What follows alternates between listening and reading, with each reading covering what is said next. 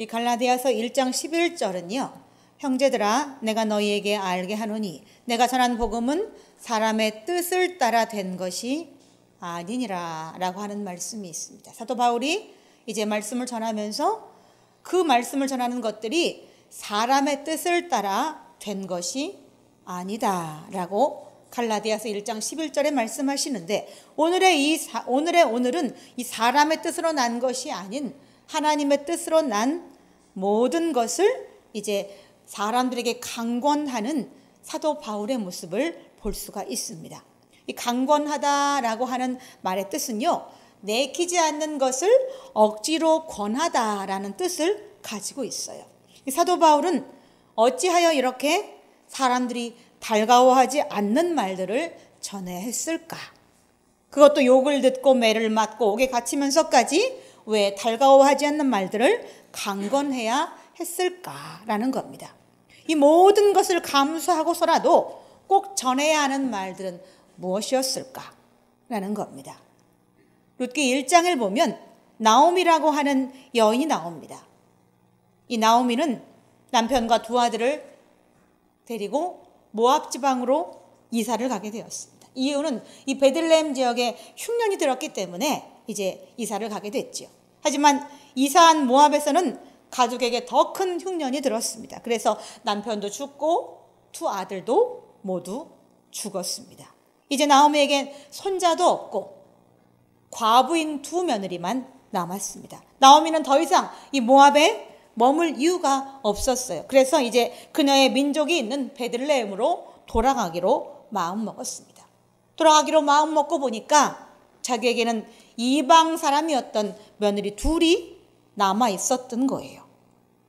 그리고 그 며느리들을 보면 이 나오면 너무너무 가슴이 아팠죠. 그래서 그 두 과부 며느리에게 너희들 민족에게로 돌아가라. 나에겐 더 이상 소망이 없다. 라고 말해 주었지요. 그리고 그 두 며느리 중에 한 며느리 오르바는 울면서 시어머니 나오미에게 인사를 하고 자기 친정으로 돌아갔지만 한 며느리 룻이라고 하는 여인은 가지 않았습니다. 룻기 1장 16절에 보면 룻이 이르되 내가 어머니를 따르지 말고 돌아가라 강권하지 마옵소서라고 이제 룻은 어머니에게 강권합니다. 아무 소망도 없어서 이제 이 시어머니 나오미는 룻을 새 인생을 찾아주기 위해서 이제 룻에게 네 친정으로 돌아가서 다시 재혼해서 아이도 낳고 살아라 라는 뜻으로 이제 돌아가라고 말했지만 이 룻은 내게 돌아가라고 강권하지 말라고 그렇게 말을 하였습니다. 우리나라 사극들을 보면 또 우리나라 전통을 보면 시집을 가면 이제 그 집 귀신이 되라라고 강권하는 말들을 들을 수 있습니다. 여자는 시집 가면 더 이상 친정 식구가 아닙니다. 시댁 식구입니다. 그래서 죽어서 귀신이 되어도 시집에 머무르란 뜻으로 이제 그 집 귀신이 되라라고 그렇게 시집가는 딸에게 말해 주었지요. 저희 친정 어머니도 그 옛날 보따리 하나 들고 시집으로 오셨답니다. 가난한 집안에 태어나서 이제 꽃가마 타고 시집을 못 오시고 우리 외할머니께서 보따리 하나 싸주시면서 시집가라고 해서 이제 보따리 들고 이제 시집을 오는데 그때 시집을 보내면서 저희 외할머니가 저희 엄마한테 한 말은 이거였다 그래요. 절대 돌아와서는 안 된다. 시집가는 딸한테 해줄 말이 그렇게 없었을까요? 절대 돌아오지 말라는 말을 하고 시집을 보냈습니다. 그래서 딸인 출가 외인이었던 저희 어머니는 이제 친정 어머니의 말을 듣고 이제 없는 집에 가난하고 찌들은 집에 살 수밖에 없었던 거죠. 이 팔레스타인 지역도 그랬습니다. 딸이 출가하면 더 이상 친정 식구가 아닙니다. 이제부터는 시댁의 식구요 남편의 소속이 되는 것입니다. 그렇게 알고 룻도 시집으로 왔지요. 그러나 시집살이는 남편이 죽고 과부로 끝이 나고 말았습니다. 대중가요 어떤 노랫말에 이런 말이 있더라고요. 시집살이 고추보다 맵다라고 하는 이 대중가요 가사가 있더라고요. 그 정도로 시집살이는 여자들이 달가워하는 것이 아닌데 룻에게는 지금이 기회예요. 새 삶을 찾을 수 있는 기회잖아요. 남편도 죽었고 시어머니가 이제 가라고 허락도 해줬는데 어찌하여 룻은 가지 않았을까라는 겁니다. 룻에게 아무 생각이 없어서 그랬을까? 그러니까 결론적으로 룻의 인생을 제가 결론지어서 말씀을 드리면 룻은 인격적이고 돈이 많은 남자를 만나서 가장 아름다운 삶을 살았습니다. 그녀는 메시아의 계보에 들어갔습니다. 그의 남편 보아스로부터 30대 후에 메시아 되신 예수님이 탄생하셨습니다. 이만하면 이 룻이 어머니께 나를 돌아가라 강권하지 마옵소서 했던 이 룻의 선택이 얼마나 값진 것이었는가를 우리가 알 수 있는 거죠. 사도 바울도 강권했습니다. 무엇을 강권했을까? 오늘 본문 11절에 보면 우리가 하나님 앞에 알려졌으니 또 너의 양심에도 알려지기를 바라노라. 사도 바울뿐만 아니라 이미 많은 사람이 하나님께 알려졌고 그것을 자랑하는 바울은 더 많은 사람이 하나님께 알려지기를 소망했던 것이지요. 그래서 그것이 강권의 목적이었습니다. 그 14절에 그리스도의 사랑이 바울과 복음을 전하는 모든 자기 일행들을 강권한다라고 고백하고 있습니다. 그 예수님은 우리의 죄와 허물을 지고 십자가에 죽으셨습니다. 바울도 예수님을 따랐을까요? 바울은 예수님을 오히려 죽이는데 동조한 인물이었습니다. 그것이 옳다라고 그는 생각했었지요. 그러나 바울이 예수님의 음성을 듣고 회심한 뒤에 분명한 사실 하나를 깨닫게 되었습니다. 그것은 예수님이 메시아로 이 땅에 오셔서 우리의 죄를 지고 죽으시고 그로 인해서 우리의 죄가 씻기고 구원받았다라는 그 사실을 사도 바울은 깨닫게 된 거죠. 예수가 바로 하나님의 본체시라는 사실을 깨닫게 된 겁니다. 예수님이 육신을 입고 오신 하나님이시라는 사실을 사도 바울은 깨닫게 되었어요. 요한복음 1장 14절에 보면은 말씀이 육신이 되어 우리 가운데 거하심에 우리가 그의 영광을 보니 아버지의 독생자의 영광이다라고 말씀하고 있습니다. 이 진리를 깨달은 바울은 목숨을 걸고서라도 이 진리를 전할 수밖에 없었다는 겁니다. 이 바울의 강권은 복음에 대한 강권입니다. 그리스도의 변함없는 확고부도한 사랑, 또 죽음을 초월한 사랑, 이것이 오늘 우리가 강권받는 이유입니다. 이 누가복음 14장의 15절로 24절을 보면 어떤 부자가 잔치를 배설하였습니다. 그리고 사람들을 오라고 청했지요. 그러나 사람들은 이런저런 이유로 이 잔치집에 오기를 거절했어요. 누구는 밭을 사서 못 오고, 누구는 소를 사서 못 오고, 누구는 장가를 들어서 못 온다라고 하면서 이 잔치에 오는 것을 거절했지요. 그리고 그로 인해서 마음이 좋지 않던 이 잔치를 배설한 주인은 종에게 명령합니다.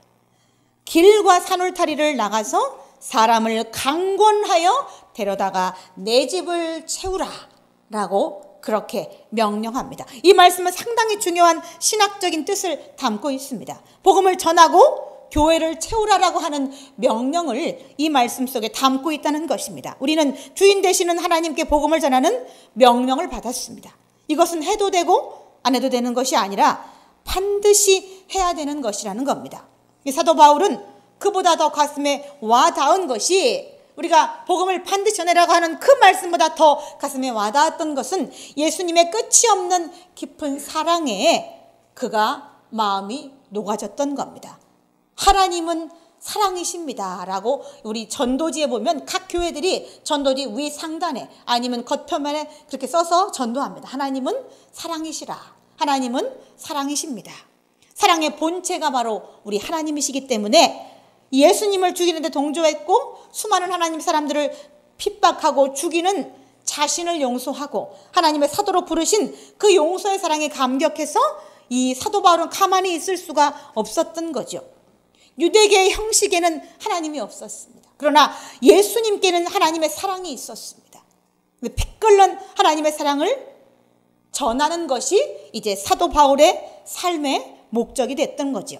이 잔치를 배설한 집주인은 잔치에 오지 않는 사람들을 향해 이렇게 말했습니다. 누가복음 14장 24절에 보면 내가 너희에게 말하노니 전에 청했던 그 사람들은 하나도 내 잔치를 맛보지 못하리라. 이 말에는요, 영원이라는 것이 담겨 있습니다. 이들은 천국잔치의 초청을 받았지만 거절했기 때문에 천국에 들어갈 수 없게 된다는 것입니다. 주인이신 하나님이 천국잔치를 초청을 했지만 들어오지 않는 거절하는 사람들에겐 더 이상 허락하지 않으십니다. 바울이 자꾸만 억지로 복음을 강권하는 것은 바로 그 때문입니다. 누가복음 16장에 보면 부자와 거지 나사로 얘기가 나옵니다.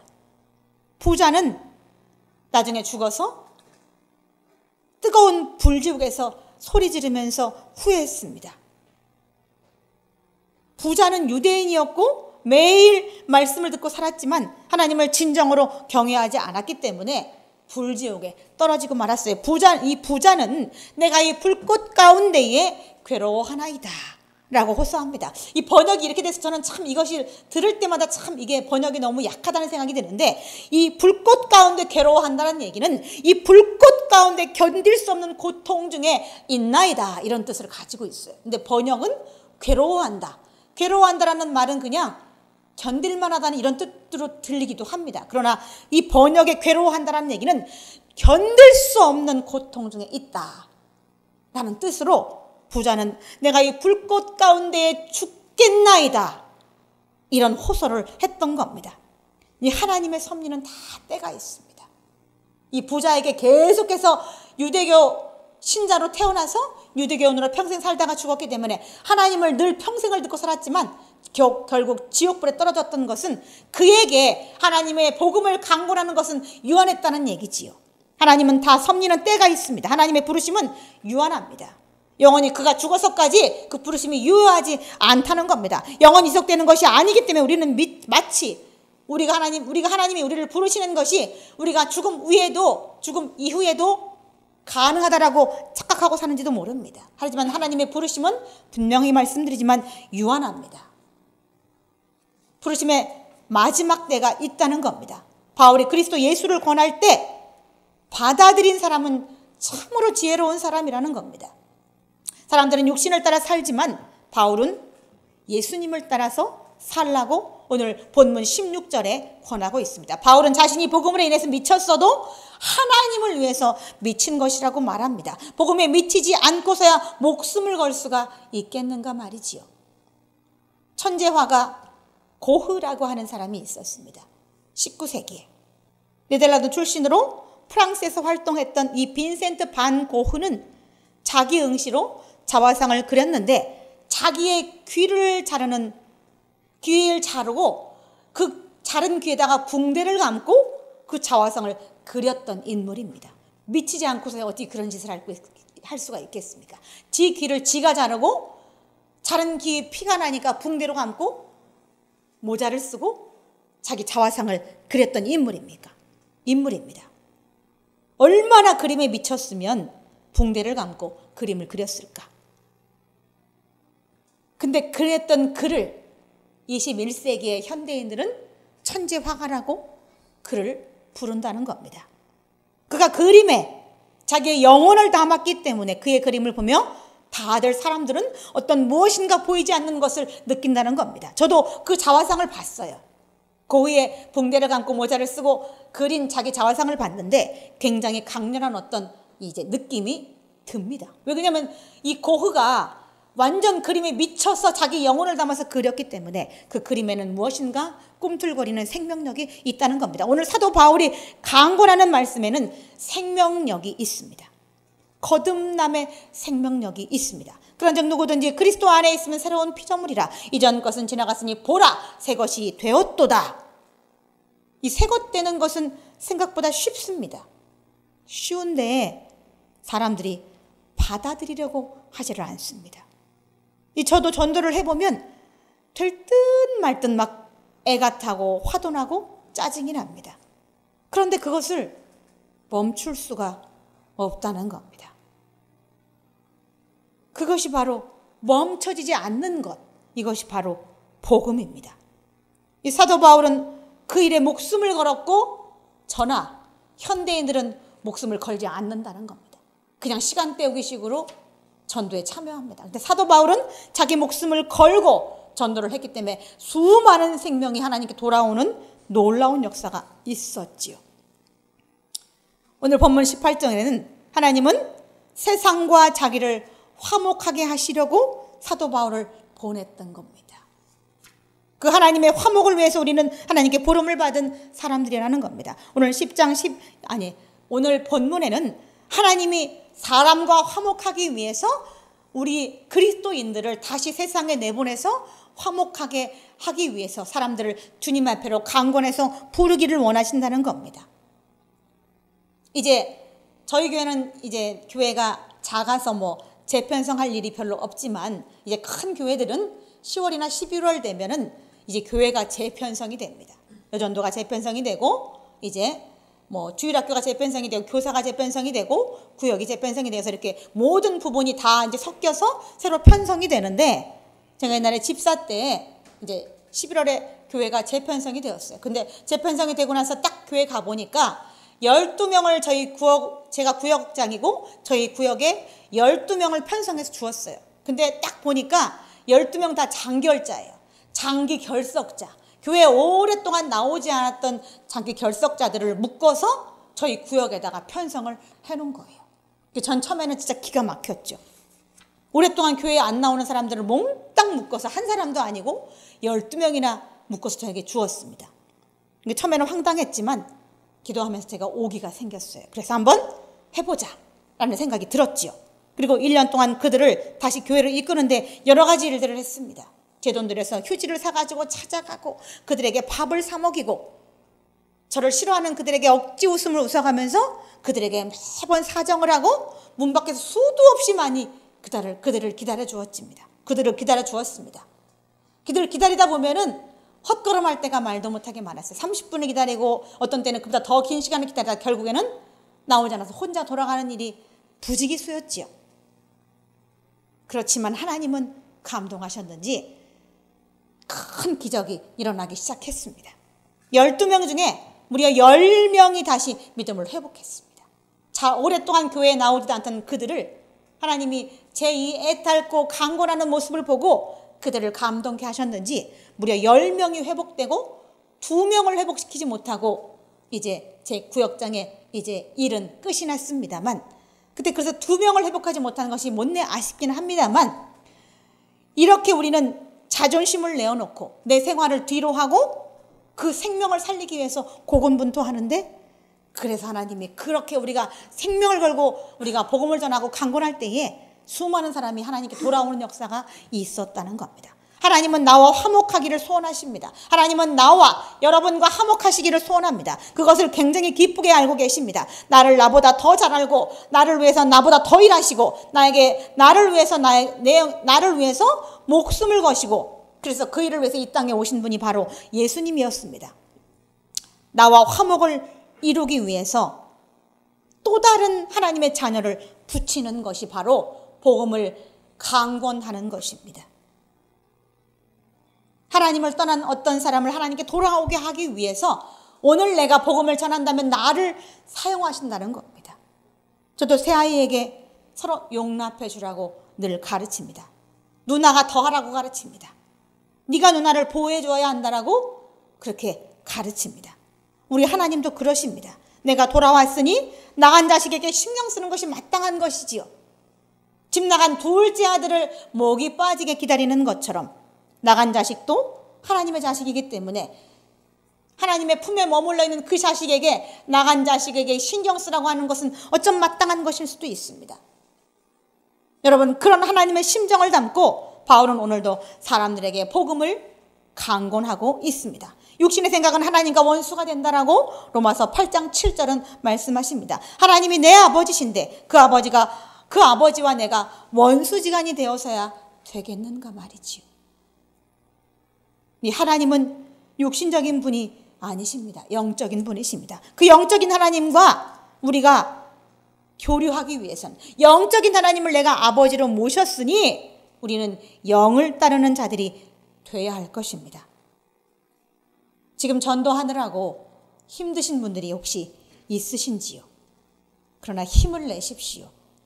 하나님이 여러분을 도우실 줄을 믿습니다. 제가 월요일이면 이 세브란스 병원에 이 찬양 사역을 갑니다. 그곳에 한 사람이 오래전에 한 몇 달 전에, 한 6개월 전에 저한테 이제 깊은 상처를 받은 얘기를 해주었던 적이 있습니다.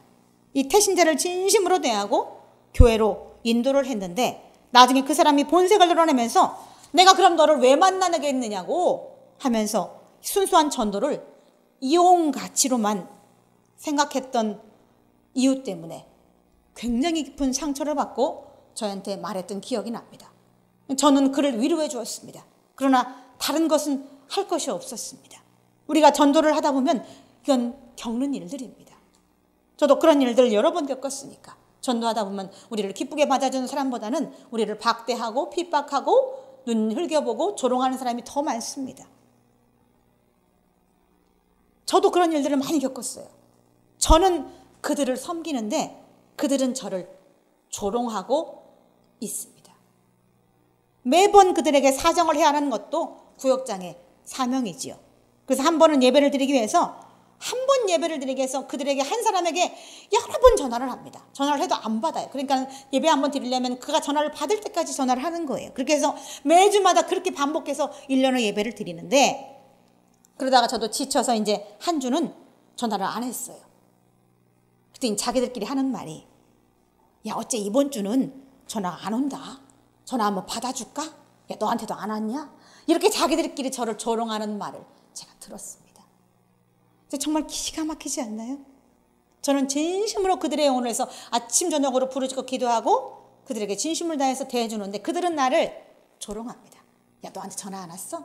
이번 주에 한번 받아줄까? 그러니까 전화도 일부러 안 받는 거예요. 근데 전화할 때 너는 해라. 난 안 받는다. 네가 아무리 열심히 해봐. 난 너 안 따라가. 이런 식으로 저를 조롱하면서 그런데 그런 그들도 결국 저와 같은 한 구역에서 예배드리면서 나중에는 다 믿음을 회복해서 하나님 안에서 화목하게 이제 화목이 이루어졌던 기억을 저는 가지고 있습니다. 이 강권하다 보면 이제 이런 일들은 부지기수죠. 사도행전 14장에 보면 바울과 바나바가 이고니온에서 복음을 전했습니다. 수많은 사람이 하나님께 돌아오고 세례를 주었던 일이 있었죠. 하지만 그 전도에 반응하고 복음을 받아들이는 사람도 있었지만 이 바울과 바나바를 반대하고 핍박하는 사람들도 있었어요. 그래서 바울과 바나바는 이제 이고니온에서 루스드라로 옮겨가서 다시 복음을 전하기 시작했죠. 거기서도 똑같이 이고니온과 똑같이 기적과 표적이 일어났습니다. 그런데 이 이고니온에서 전도할 때에 이 사도 바울과 바나바를 반대했던 핍박했던 그들이 루스드라에까지 쫓아와서 바울과 바나바를 조롱합니다. 이 루스드라에서는 전도를 하고 복음을 전하다 수많은 기적과 표적이 일어났어요. 그래서 수많은 사람이 낫고 하나님께 돌아오는 역사가 일어나자 이 루스드라의 사람들은 하나님의 신들이 사람의 형상으로 내려왔다라고 하면서 제우스라고 막 제사를 드리려고 했던 적도 있었어요. 바울과 바나바에게 제우스라고 막 이 바나바를 제우스라고 이렇게 하면서 막 제사를 드리려고 했던 적도 있었는데 이고니온에서 쫓아와서 바울과 바나바를 핍박했던 사람들의 이 말 선동에 홀라당 넘어가서 금방 전까지 신들이 사람의 형상으로 내려왔다고 막 경배를 하던 그들이 이제는 바울과 바나바를 죽이겠다라고 돌을 들고 와서 막 그들에게 막 돌을 던져서 죽을 만큼 바울과 바나바를 때렸던 적이 있었습니다. 얼마나 많이 때렸는지 사도 바울이 죽은 것 같이 되어서 성 밖으로 버려졌던 일이 있었습니다. 이 얼마나 기가 막힌 일입니까? 금방 전까지만 해도 하나님이 사람의 형상으로 나타났다고 하면서 그들에게 제사까지 드리려고 했던 그들이 돌아서자 돌변해서 돌을 던져서 그들을 죽을 만큼 때렸다고 한번 생각해 보십시오. 그러나 그럼에도 불구하고 바울과 바나바는 그것까지도 받아들이면서 계속해서 복음을 전했던 사람들이죠. 이 바울의 전도는 그 뒤로도 굉장히 수많은 고통과 고초 핍박이 그에게 있었습니다. 그러나 바울은 멈추지 않았습니다.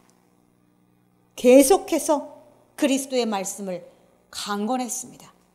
바울은 자신에게 자천이라는 단어를 씁니다. 오늘 본장 12절에도 나오고 그리고 고린도후서 6장 4절에도 자천이라는 이 단어를 씁니다. 이 스스로 복음을 위해서 자천되기를 원했던 것입니다. 낮아지기를 원했던 것이 바로 사도 바울이었습니다. 고린도후서 6장 4절로 5절에 보면 오직 모든 일에 하나님의 일꾼으로 자천하여 많이 견디는 것과 환난과 궁핍과 고난과 매맞음과 갇힘과 난동과 수고로움과 차지 못함과 먹지 못함 가운데서도 자기는 복음을 전할 수밖에 없다라는 겁니다. 바울은 이런 상황에서도 고린도서 6장 10절에 모든 것을 가진 자라고 자신을 말합니다. 매일 매맞고 환난받고 궁핍받고 고난받고 매맞고 갇히고 난동과 수고로움과 자지 못함과 먹지 못함을 반복해서 겪는데 사도 바울은 고린도서 6장 10절에 자기가 모든 것을 가졌대요. 고난받는 모든 것을 가졌다라고 말하면 맞겠지요. 하지만 이 모든 것을 가졌다는 얘기는 하나님의 모든 축복을 받았다는 얘기죠. 자기 인생에 모든 것이 다 있다라고 말하는 겁니다. 이 모든 것은 바로 예수 그리스도를 말하는 겁니다. 그 전부였던 예수 그리스도를 향해서 바울은 오늘도 달려가고 있는 겁니다. 그 진리를 위해서 기독교 역사상 2000년 동안 수천만 명이 목숨을 내놓아야 했습니다. 실제로 우리도 그리스도의 용사입니다. 우리 복음을 강권합시다. 복음을 우리가 전해야 됩니다. 이 강권은 생명의 길로 인도하는 강권입니다. 이 요한복음 14장 6절에는 내가 곧 길이요 진리요 생명이다 라고 말씀하시고, 또 요한복음 10장 9절에는 내가 문이니 누구든지 나로 말미암아 들어가면 구원을 받으리라 라고 말씀하고 있습니다. 성령님은 오늘도 말할 수 없는 탄식으로 우리를 위해서 강권하시고 우리를 위해서 간구하시고 우리가 하나님께 돌아오기를 고대하고 있다는 사실을 기억하시기 바랍니다. 다 같이 기도하시겠습니다. 하나님 아버지, 하나님의 은혜를 감사합니다. 사도 바울은 오늘도 그리스도의 사랑이 우리를 강권한다라고 고백하고 있습니다. 예수 그리스도의 끝없는 사랑, 자기 목숨을 내어주는 그런 끝없는 사랑이 우리를 복음을 강권하는 용사로 보내고 있습니다. 하나님, 이 땅에 사는 모든 사람들이 복음을 전할 때에 힘을 얻게 하시고 그 복음이 생명의 말씀으로 모든 사람을 구원하는 이제 길이 되게 하여 주옵소서. 감사를 드리며 우리 구주 예수 그리스도의 이름으로 기도드리옵나이다. 아멘.